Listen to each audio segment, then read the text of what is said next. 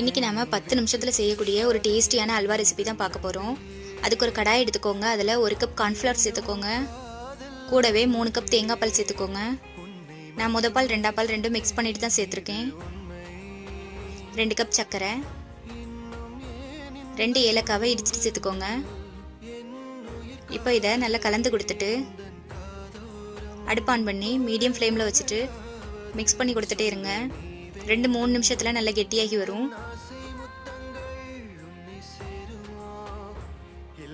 இந்த ஸ்டேஜில் கட் பண்ணி வச்சிருக்க நட்ஸை சேர்த்துக்கோங்க.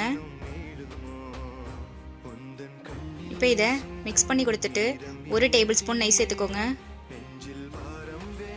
கலந்து கொடுத்துட்டே இருங்க. இந்த ஸ்டேஜ் ஆனதும் அடுப்பு ஆஃப் பண்ணிக்கோங்க. ஆஃப் பண்ணிவிட்டு ஒரு பாத்திரத்தில் மாற்றிட்டு அதை ஆறுனதும் பீஸ் போட்டு எடுத்திங்கன்னா நம்மளோட டேஸ்டியான தேங்காய் பால் அல்வா ரெடி ஆயிரும். நீங்களும் செஞ்சு பாருங்கள்.